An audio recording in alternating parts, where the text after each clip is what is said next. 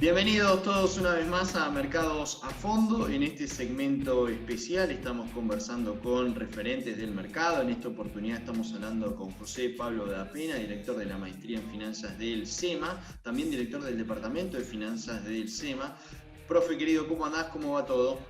Bien, muchas gracias. Muchas gracias por contactarme. La verdad que un gusto hablar contigo, como siempre.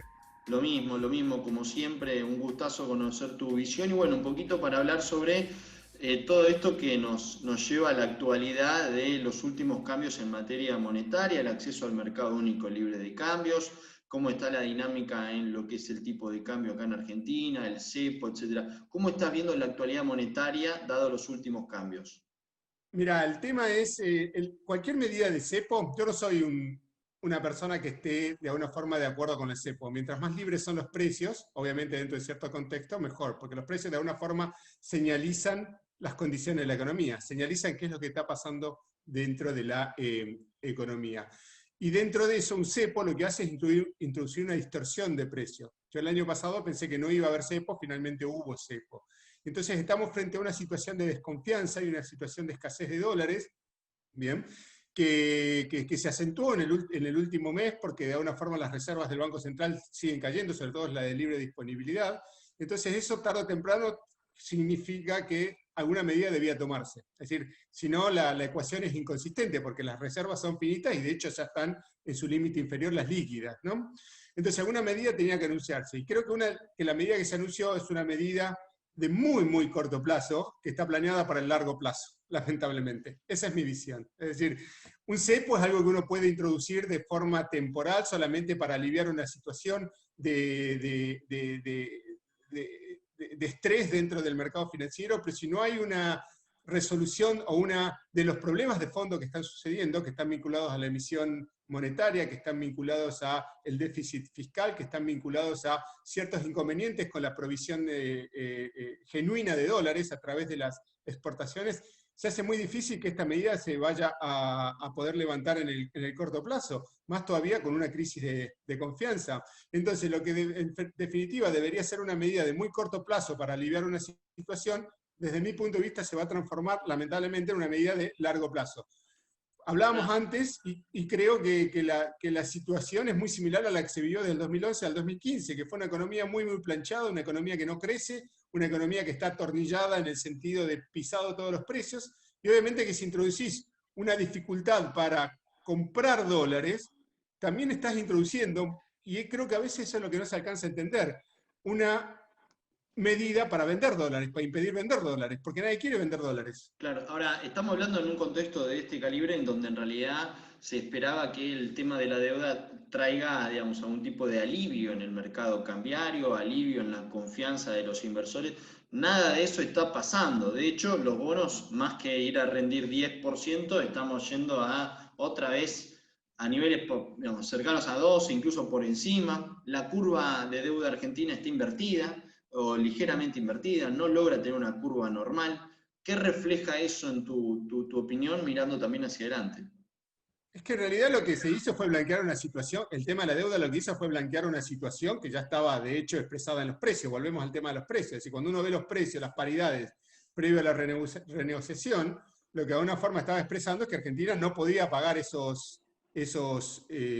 deuda en el corto plazo. Entonces lo que se hizo fue mantener el precio y padear la deuda para adelante, pero en definitiva siguen siendo los mismos precios. Bajó el riesgo país a la mitad, pero los precios siguen, el bono sigue valiendo exactamente, o muy, casi lo mismo. Entonces, en definitiva, si no, vos comparabas con Ecuador, pero Ecuador llegó a un acuerdo con el FMI, Ecuador de alguna forma está dentro de un plan que apunta a buscar cierta sustentabilidad fiscal y sobre todo Ecuador no tiene control de cambios, entonces la entrada y salida de dólares es muy, muy fluida dentro de Ecuador, que es lo que nosotros necesitamos. Es decir, lo que se necesitan son menos controles, no más controles. Los controles de alguna forma te ayudan en el corto plazo, pero en el largo plazo no te resuelven ningún tipo de problema.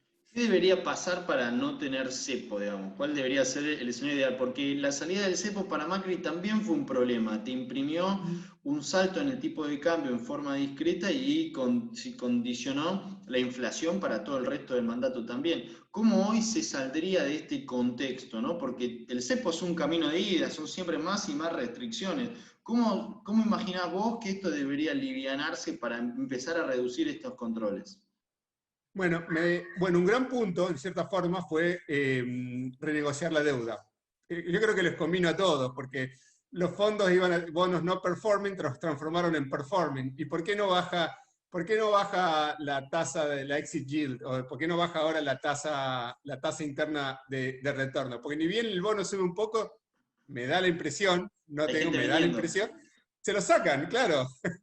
Ni bien sube, se lo sacan, sube, se lo sacan. Entonces, hay una gran cantidad, es decir, lo que hizo la renegociación de deuda es transformar bonos que no eran performing en bonos performing, lo que de alguna forma habilitó nuevamente el mercado, le ayudó también al gobierno a disminuir o aliviar la necesidad de dólares, que de otra forma no la iba a tener, porque no tenían los dólares para pagar los compromisos tal cual estaban previstos. Entonces, algo que vencía en el corto plazo pasa a vencer en el mediano y en el largo plazo. Pero el problema de fondo no se termina resolviendo. ¿Y cuáles son los problemas de fondo? Por un lado, la falta de confianza y por otro lado, la escasez de dólares. Nuevamente, si vos te pones a pensar, Argentina desde el año 2011 o desde el 2010 no crece. Y no crece porque justamente el cepo te impide crecer. Es decir, es algo de nuevo que te permite en el corto plazo resolver un problema de control, pero no te resuelve o no te genera incentivos en el mediano y en el largo plazo. Entonces, en Argentina no faltan dólares, en Argentina sobran dólares, hay muchos dólares. Vos debés tener inclusive dólares quizás depositados en caja de ahorro, quizás en efectivo. La pregunta es, Julián, ¿por qué no los vendés vos a los dólares? Y la respuesta es, porque si cada vez es más difícil comprar dólares, ¿cómo me protejo? ¿Cuál es la cobertura que tengo respecto de toda esta situación que me genera una dosis bastante fuerte de desconfianza? Más teniendo en cuenta que ha habido una gran emisión monetaria como A eso quería consecuencia de lo que ir. sucedió. A eso quería ir, ¿no? El deterioro del balance del central está dado por la pérdida de activos, sobre todo mirando lo que son las reservas netas, pero una suba brutal en los pasivos, aquellos que son remunerados, pero también los no remunerados. Y eso explica directamente sobre el déficit fiscal. Bueno, muchos analistas lo relacionan con déficit fiscal. ¿Coincidís con eso? Quizás empezar a generar confianza es apuntar a medidas directamente que apunten a una reducción del déficit fiscal. ¿Crees que es por ahí el camino o hay otro quizás? Mira, los mejores momentos que ha vivido Argentina en cuanto a su economía han sido momentos de superávit fiscal. Del año 91 hasta el 94, del año 2003 hasta el 2007 o el 2006. Realmente han sido años, es decir, esos son los beneficios de tener una conducta ordenada, que de una forma el Estado no va a venir a sacarte dinero vía licuación por la inflación, vía impuestos, o sea, vía cualquier mecanismo que pueda llegar a utilizar. Entonces vos necesitas generar una dosis de confianza que a este gobierno le está costando, o quizás se ha resignado a que no va a tener la confianza.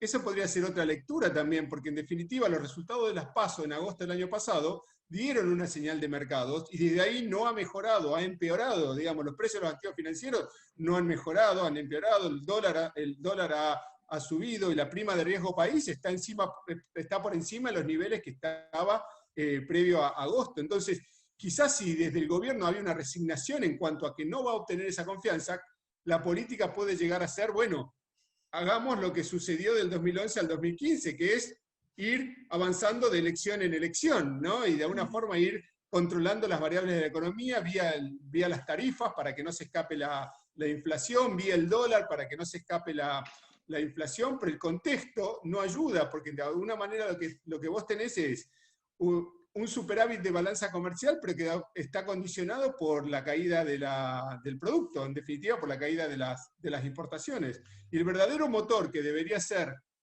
que debería venir por el lado de las exportaciones y por el lado de la inversión, no hay demasiados incentivos en ese sentido, porque vos mencionabas, previo a lo que estábamos hablando, el tema del consumo. Si el gobierno puede querer estimular el consumo, pero eso es inconsistente con financiarse en el mercado interno, cuando de alguna forma lo que lograste fue no tener que acudir al mercado externo por cierto periodo de tiempo. Entonces, cuando la tasa de riesgo país está en 10 o en 12%, quizás no le interesa demasiado al gobierno, porque no va a tener que ir a colocar deuda voluntaria en el mercado. Eso es lo que pudo lograr en la renegociación. ¿No es consistente el tipo de cambio, o sea, es de equilibrio el tipo de cambio en estos niveles de 130 el nuevo dólar en niveles de 130, dado los impuestos que se acaban de implementar. ¿Vemos un tipo de cambio en equilibrio en estos valores para lo que es la macro, o crees que está caro o está barato? Lo mismo te pregunto para lo que son las tasas de interés. ¿Crees que eventualmente, ya habiendo incorporado todo lo negativo, podrían iniciar un proceso de compresión o no? Si podemos ver alguna Las mejora en tasas los de activos interés de financieros los bonos, en dólares. los retornos de los bonos, la Sí. yield de los bonos. Nuevamente, todo va a depender. Me parece que, que la política detrás de esto es ir de manera muy, muy gradual sin que se altere el escenario político. Es decir, no vas a tener anuncios extraordinarios que de una forma cambien expectativas, sino que vas a tener cuestiones muy, muy graduales de a poco, con lo cual, si hay una compresión, no va a pasar del 11 o del 12 al 8 en un plazo de 3 o 4 meses. Puede pasar en un plazo de 2 años, un año o 2 años, me da la impresión. Lo mismo sucede con los precios de las acciones. Si hay un rebote en el precio de las acciones, tampoco va a suceder, porque en definitiva lo que vos necesitas estimular, por el momento no lo estás estimulando. Vos tenés varios componentes de la demanda agregada. El consumo no creo que sea tu variable que dispare la demanda agregada. Las exportaciones no hay demasiados incentivos. Te puede llegar a ayudar la soja. Da la impresión de que puede llegar a haber un ciclo favorable de commodities. Eso es una buena noticia para adelante. De hecho, lo hemos visto en la soja, lo que ha sucedido en el mes y medio, más ciertas noticias que andan dando vuelta con respecto a China, con intenciones de estoquearse. Es decir, da la impresión, porque Estados Unidos también ha emitido mucho dinero, y ese dinero de alguna forma puede llegar a traducirse en el precio de los commodities. Entonces, si vos no tenés el consumo y el gasto de alguna forma estás limitado porque no tenés acceso al mercado externo, y el mercado interno estás condicionado por la cantidad de crédito que te puede llegar a pesar, y aún a pesar de eso apuntás a un déficit del 4.5, eso de alguna forma te apunta que vas a tener inflación. O sea, la inflación no va a bajar el año que viene, va a seguir, como te digo. Mi sensación es muy similar a lo que sucedió del año 2012 al año 2013, 2014.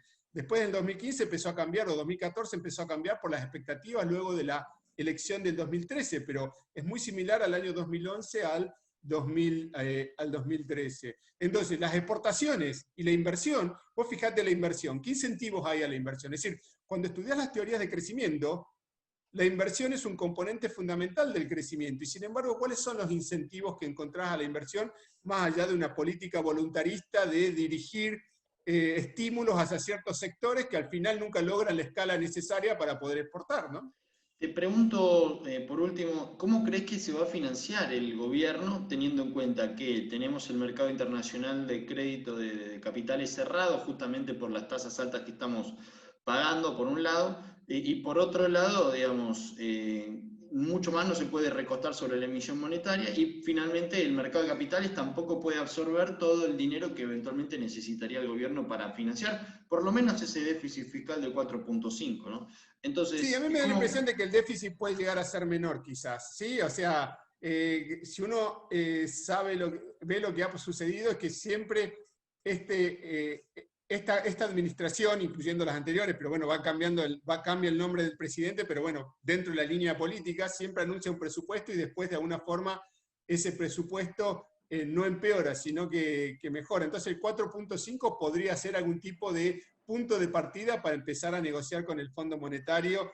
el nuevo reacomodamiento de las variables, pero el dinero lo va a necesitar, porque de un lado tiene que salir. Entonces, me da la impresión de que una parte será emisión monetaria, otra parte será inflación, otra parte será alguna suba de algunos impuestos, y otra parte será reducción de alguna suerte de gastos que políticamente sea conveniente para el gobierno, ¿no? Y el O sea, mercado va a local ser un poco aportando de lo suyo. todo. ¿Cómo? El mercado local aportando lo suyo. Sí, pero por eso te digo, pero el mercado local es como un caudal de agua que tiene que satisfacer es decir, realmente, ¿dónde está y qué es lo que a veces cuesta cuando uno cuesta ese proceso de seducción? ¿Dónde está realmente la posibilidad que tiene el gobierno de lograr un vuelco para empezar a generar algún tipo de círculo virtuoso? Convencer a la gente que tiene sus dólares de vender esos dólares. Y eso de una forma es allanar el camino de las expectativas de lo que puede llegar a suceder, generar esa confianza de lo que puede llegar a suceder. Por eso muchas veces entra en conflicto con ciertos aspectos políticos o con ciertos aspectos ideológicos. Entonces existe esa tensión que uno no sabe muy bien cómo se va a terminar, que se va a terminar resolviendo. Pero creo que la principal fuente de financiamiento a la que puede aspirar el gobierno, pero de manera voluntaria, es decir, porque cuando vos obligás, cuando vos prohibís, cuando vos impedís, lográs el efecto contrario. Fíjate que lo que sucede con las variables cuando vos impedís que algo suceda, bueno, es decir, si yo cierro las puertas para que la gente salga, tampoco nadie puede entrar. Entonces, de una forma, es un gigantesco corralito en todo sentido, un gigantesco corralito laboral, un gigantesco corralito cambiario, un gigantesco corralito, es decir, y eso no, obviamente, si esa fuese una medida que contribuye al crecimiento, obviamente que sería objeto de estudio y de aplicación en todos los países, ¿no? Bueno, profesor, la verdad, un gusto saber tu opinión. La visión, la verdad que es muy clara. Bueno, veremos cómo se desarrolla esta macro y estas finanzas tan volátiles acá en Argentina. Bueno, les agradezco mucho que hayan tenido la gentileza y a vos particularmente, como siempre, es un gusto hablar contigo, con alguien que realmente interpreta y entiende bastante bien de finanzas y de economía, así que se hace mucho más fácil hablar en ese contexto. Gracias, Julián. Muchas gracias, José. Bueno, será entonces hasta la próxima. Muchas gracias a ustedes por seguirnos.